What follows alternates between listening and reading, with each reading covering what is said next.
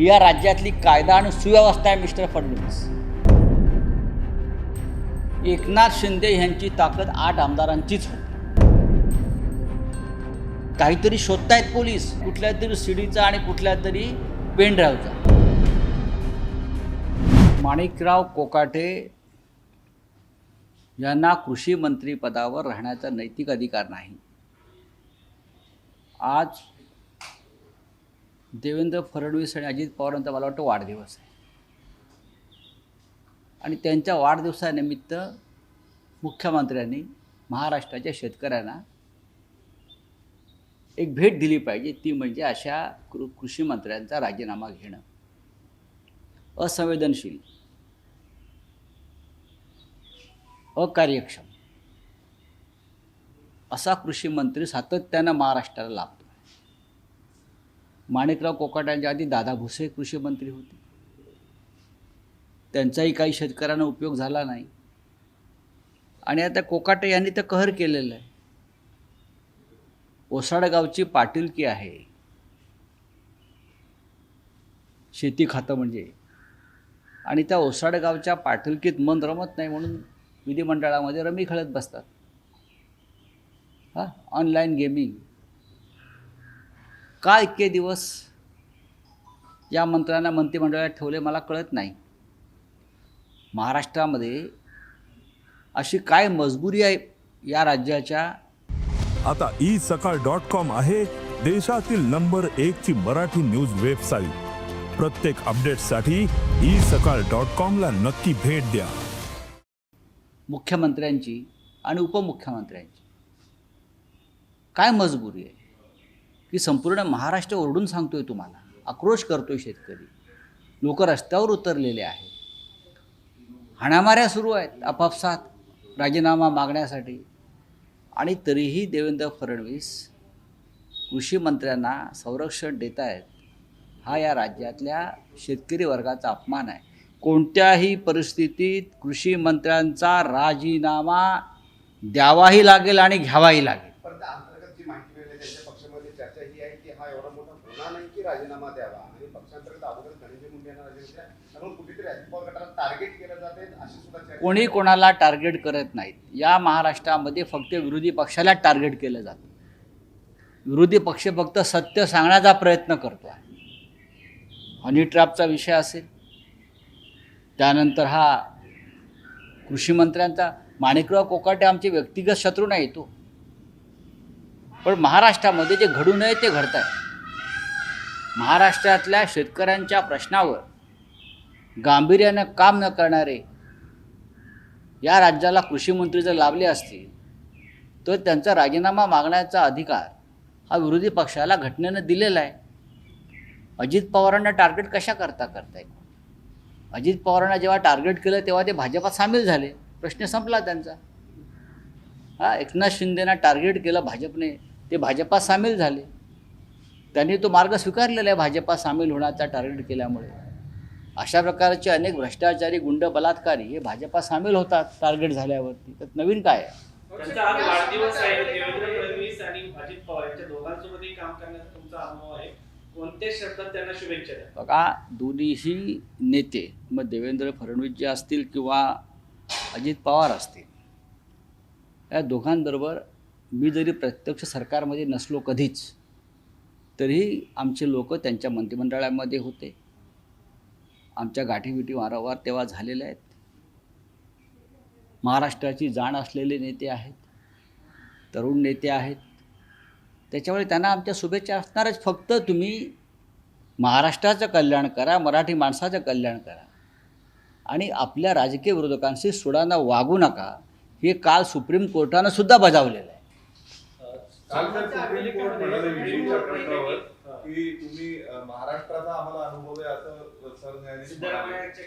महाराष्ट्राचा अनुभव म्हणजे 3 प्रकरणांचा अनुभव त्यांना आहे. संजय राऊत, अनिल देशमुख आणि नवाब मलिक.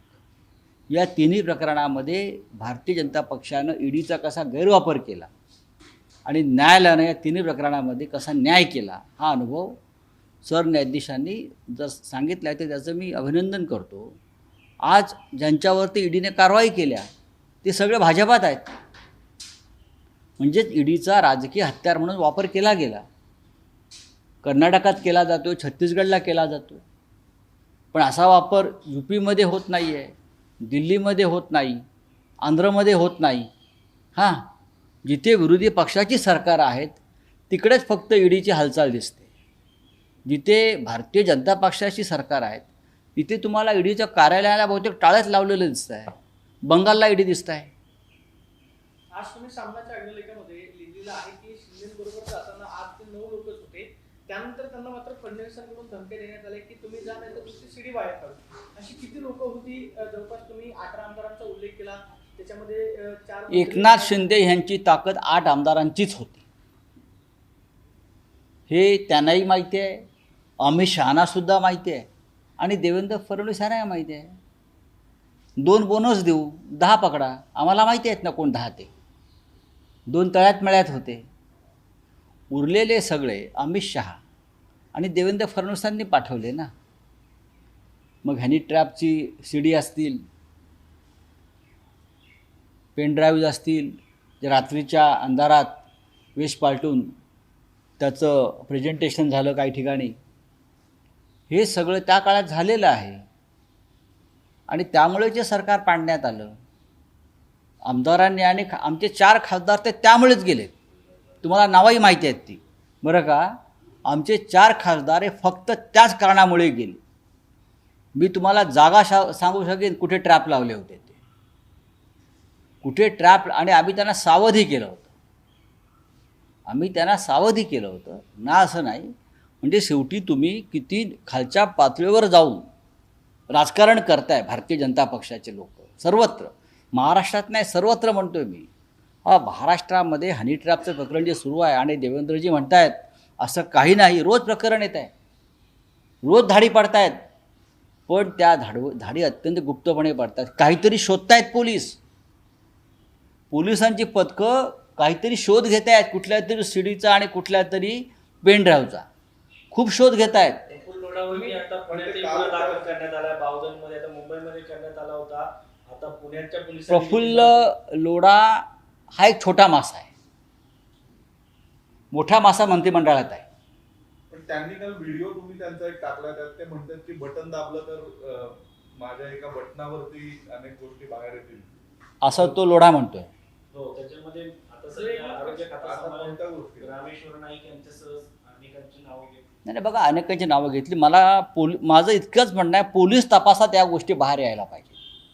पोलिसांनी निपक्षपणे तपास करावा. हे प्रकरण केंद्रीय तपास यंत्रणांनी तपास करावा.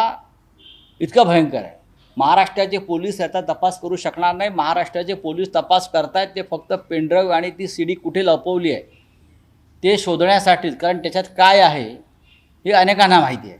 तर तुम्ही अग्रलेखात म्हणताय की दिल्लीतील हमीदाबाई हे सगळं करते म्हणून, तर हा महाराष्ट्राचा राजकारणाचा कोठा झालेला आहे ना. महाराष्ट्राच्या राजकारणामध्ये कोठा झाला आणि कोठ्यावरती जे नाचतायत आत्ता, त्यांचं नाचवणारे सगळे त्या कोठीचे हमीदाबाई दिल्लीमध्येच आहे ना, ते होऊच शकत नाही. भाषा सूत्रावर तुम्ही महाजनांचा उल्लेख केला की याचे सूत्रधार महाजनच आहेत. त्यांनी काल पत्रकार परिषद घेतली, फोटो दाखवले. उद्धव ठाकरेंसोबत प्रफुल्ल लोढांचे फोटो आहेत, शरद पवारांसोबत. बघा, लोढा भाजपात होता का? काय सांगते सर्व लोढा अहो सर्व फोटो सोडून द्या हो. तो पेढा कोणाला भरवतो आहे, तो मिठी कोणाला मारतो आहे, तो कोणत्या पक्षात होता, आणि त्याचा जो व्हिडिओ तो सांगतोय तो काय सांगतोय, तो कोणाचं नाव घेतो आहे. दुसऱ्याचं नाव घेतल्यामुळे गिरीश महाजन यांच्यावरचे डाग धुतले जात नाहीत, लक्षात घ्या. गिरीश महाजन यांच्यावरती अशा प्रकारचे आरोप वारंवार होत आहेत. मी करत नाही. महाराष्ट्राच्या मंत्रिमंडळात देवेंद्र फडणवीस यांचे संकट मोचक जे स्वतःला समजून घेत आहेत, त्यांचं कॅरेक्टर काय आहे, त्या सगळ्या मंत्र्यांच्या सगळ्या किती शुद्ध चरित्राचे लोक आहेत. कुंभला जाऊन तुम्ही डुबक्या वगैरे मारल्या असाल हो, म्हणून काय महाराष्ट्र शुद्ध झाला नाही, महाराष्ट्र अधिक गढूळ झाला आहे. तर त्रिभाषा सूत्रावरती केंद्र सरकार म्हणतंय की हे भाषा सूत्र चालूच राहील, फक्त भाषा निवडण्याचा अधिकार राज्यांना. त्याच्यावरती आम्ही महाराष्ट्रात बोलू. क्या हिंदी कोश आहे. उपराष्ट्रपतींचा राजीनामा झाला आहे. अचानक राजीनामा देण्यात आला. तुमचे राज्यसभेचे ते अध्यक्ष पण आहेत. कालपर्यंत बरे होते. हो. कालपर्यंत आमचे राज्यसभेचे सभापती फार बरे होते, मूडमध्ये होते. पण काल मी पाहिलं सिंदूर प्रकरणामध्ये खरगे जेव्हा बोलायला उभे राहिले आणि त्यांचा माईक बंद झाला आणि सभागृह नेते लीडर ऑफ द हाऊस बोलायला उभे राहिले, तेव्हा त्यांनी त्यांच्या जागेवरून सभापतीचे उपराष्ट्रपतीचे अधिकार आपल्याकडे घेतले. ते म्हणाले जाहीरपणे कोणाला, विरोधी पक्षनेत्यांना, खरगेजी तुम्ही जे बोलताय ते रेकॉर्डवर जाणार नाही आणि मी बोलतो तेच रेकॉर्डवर जाईल, जे सभापतीने सांगायला पाहिजे. ते लीडर ऑफ द हाऊस, भाजपचा नेता सांगतोय, JP नड्डा सांगत. होते लीडर ऑफ द हाऊस. हे संविधानानुसार पदावर बसलेल्या व्यक्तीचा अपमान आहे. पण सर, बिझनेस ऍडव्हायझरी कमिटीला काल JP नड्डा नव्हते, इतर नेते नव्हते, तुमचे विरोधी पक्षाचे नेते होते, आमचे होते ना. त्यांनी जेवायला पण बोलवलं नाही. हो, पण असं आहे की त्याच्यामध्ये पडद्यामागे काहीतरी गडबड सुरू आहे आणि आम्ही जे म्हणतो सप्टेंबर महिन्यामध्ये दिल्लीमध्ये मोठी उलथापालथ होऊ शकते, त्याची ही पडलेली पहिली विकेट आहे. हा पहिला एक बुरुज ढासळलेला आहे. त्यांच्या राजीनाम्यावरती सगळ्यांनी प्रतिक्रिया दिल्यात. मोदीजींनी अद्यापपर्यंत त्यांच्या कार्याचा किंवा कुठल्याही प्रकारची प्रतिक्रिया आणि याच्यावरून प्रश्न उपस्थित केले जातात. नाही, त्याच्यावरती आत्ता बोलणं योग्य नाही. आम्ही आता पार्लमेंटला जाऊ, आमची एक बैठकसुद्धा आहे विरोधी पक्षांची सगळ्या, आणि त्याच्यावर आम्ही चर्चा करू. राऊत सर, जगदीप धनखड हे तुमचे मित्र आहेत, उद्धव ठाकरे सरांचे पण मित्र आहेत. जेव्हा दिल्लीत येतात ते खास करून त्यांना भेटायला जातात. नक्कीच जातो. नेमकं काय गडबड झाली आहे? कारण की मला असं वाटतं की पडद्यामागे प्रचंड मोठं उलथापालथ आणि राजकारण सुरू आहे दिल्लीमध्ये. मला जे काय संकेत मिळत आहेत तेव्हा भाजपचा एक वरिष्ठ नेता, ज्याला 75 वर्ष होत आहेत, तो उपराष्ट्रपती होऊ शकतो आणि त्यासाठी हे पद रिकामं करण्याचा प्रयत्न झालेला आहे. तर मुंबई सर्वोच्च निकाल आला. पंतप्रधानांबद्दल तुम्ही बोलताय का?